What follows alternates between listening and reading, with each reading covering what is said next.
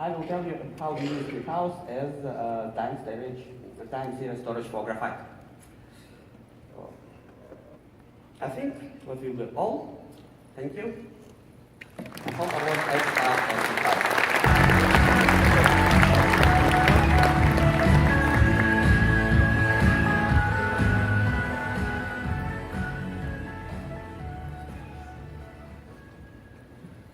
Hi, I'm Mike Friedman.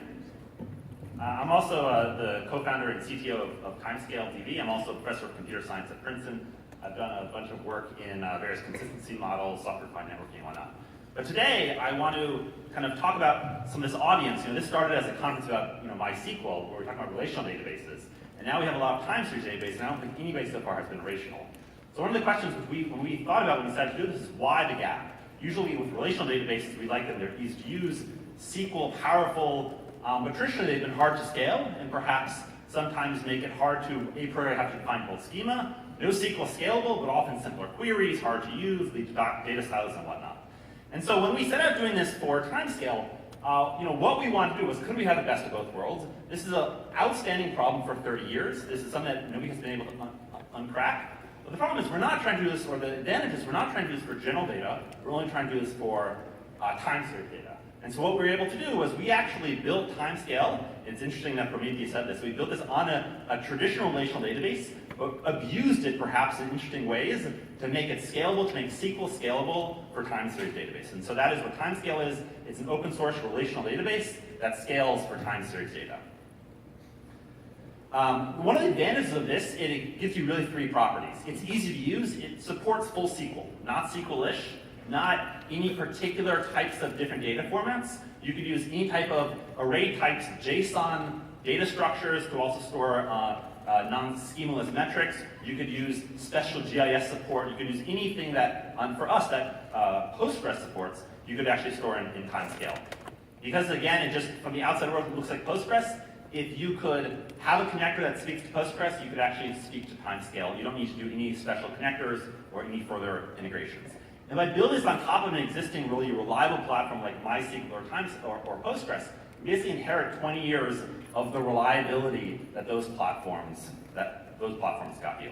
One of the interesting aspects and what gave us a lot of our performance scale and query optimization was that we basically, even for single node, we do this kind of custom multi-dimensional partitioning.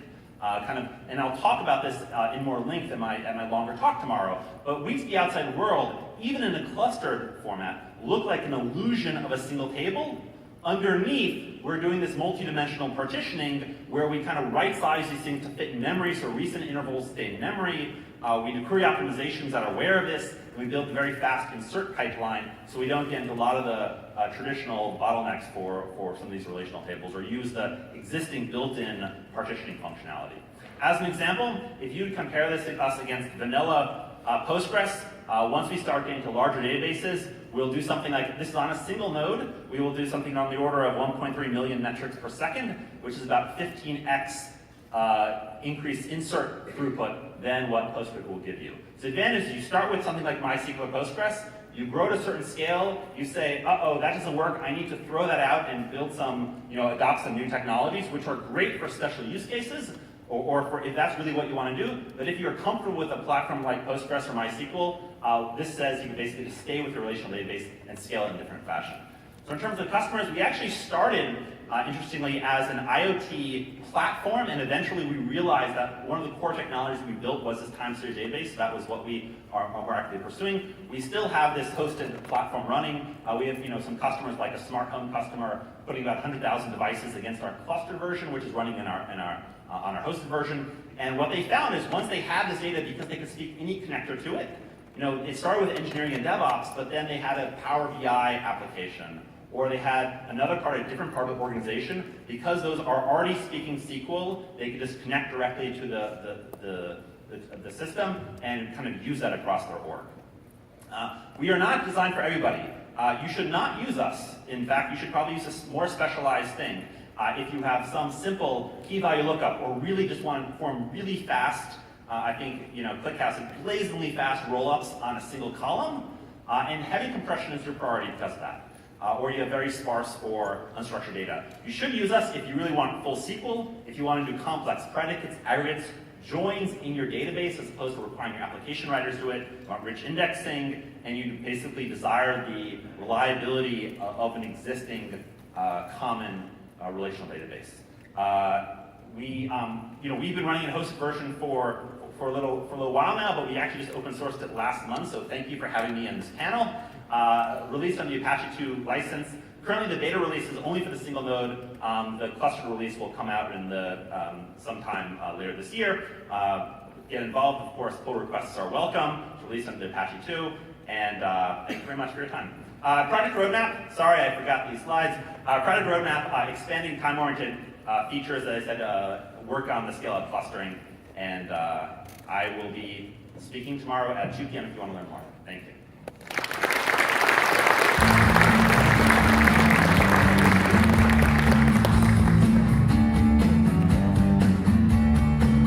So I'd like to invite the panel for what is going to be a very quick panel because we have one last.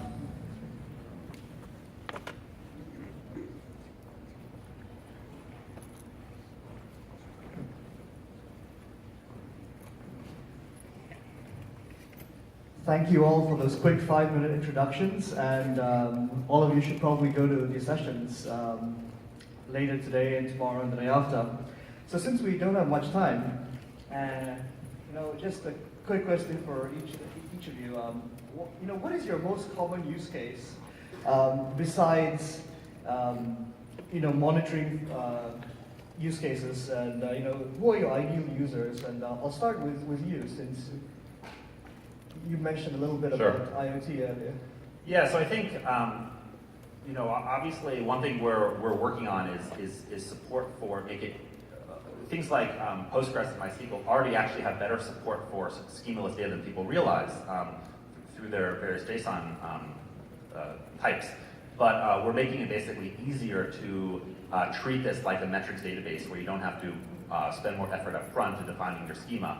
Because of that, we found that we are more primarily used so far in more kind of homogeneous settings. And by that I mean that you have a lot of smaller types of data coming into our system, like IoT data, where you spend some time structuring it or thinking about what it's going to be, as opposed to you just want to connect this to 50 different applications and pull random metrics from all of them. But because I showed you the example of it looks like a single table, that's what we call a hypertable. We actually do support many of them in the same database. We actually find that people will then, even in development or production, just use a different schema to collect different for different applications. Okay, the question was, what's our use case outside of monitoring? None. So, in a while, we are even within the monitoring space, we are defining ourselves as pretty specific metrics-based monitoring. That's distinctly different from like log recording, event logging. So that's a common use case where people come to the mailing list and they start a Prometheus for essentially something like event logging, and it's horribly inefficient and kind of, so that doesn't work well. So we have kind of this very specific focus on that area, but in that area we're very broad, like a whole stack from instrumentation to alerting and everything. It's kind of this cloud-native systems monitoring use case. Yeah, we're in the same boat. It's all metrics-based monitoring for our system. There are other teams and other systems within Facebook that do some of what you're talking about, and some of the log-based monitoring as well.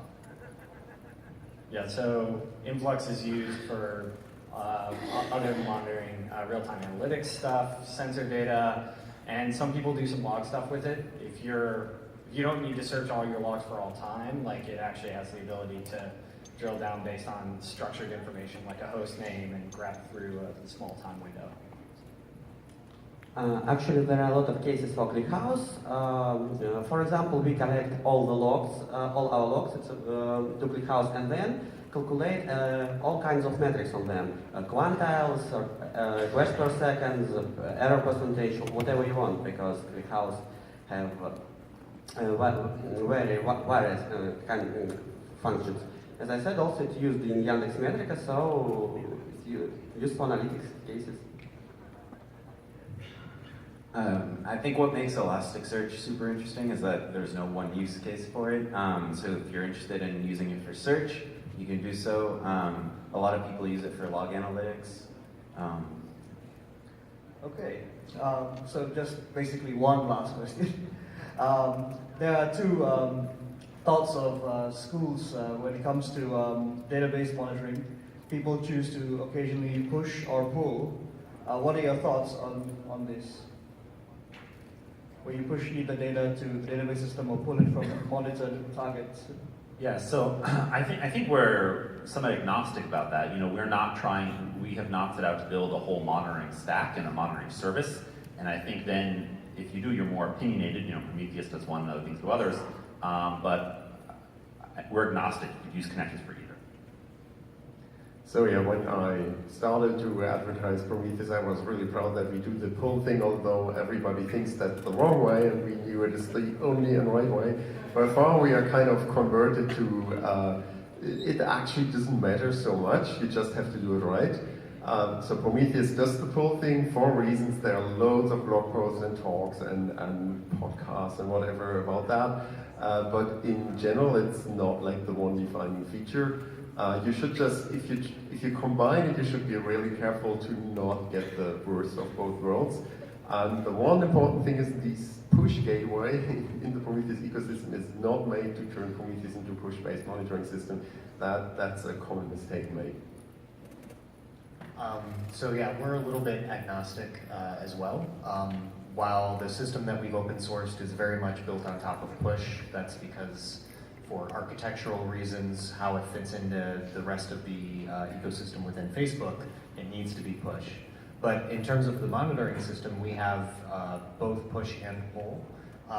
Pull is the most common for kind of the reasons that you guys have set up with Prometheus and all those good reasons, but the system itself is agnostic, depending on the particular use cases our customers are using. Yeah, so InfluxDB is a push database, but we're agnostic towards push versus pull. In terms of database monitoring, I would posit that it's always pull, because if we have Telegraph running and it's collecting metrics from your database, it's actually pulling those metrics. The only difference is instead of having the database then grab that, like because Prometheus has what's called an exporter, which runs on the host, and then it makes them available in their exposition format. So the only difference is Telegraph is pushing it out versus Prometheus going there and pulling from the exporter. So incidentally, we are adding Prometheus pull-based support to our stack in the next couple of weeks, which we'll be like writing up and announcing. So, Thank you. Okay, I think it's not a tabs versus spaces kind of question, so I can answer both. Modern systems are already very complicated, so it's only depending on use case. Sometimes it's better push, or sometimes it's better. Yeah, I completely agree. One thing that Elasticsearch's focus is to do search right and analytics right. It doesn't want to maintain I/O fetching and indexing for you. So, but we do have a lot of tools like Logstash and FileBeat that do help you pull data into Elasticsearch. Fair enough. Thank you very much for your time, Mike, Jon, Justin, Paul, Dimitri, and Tal.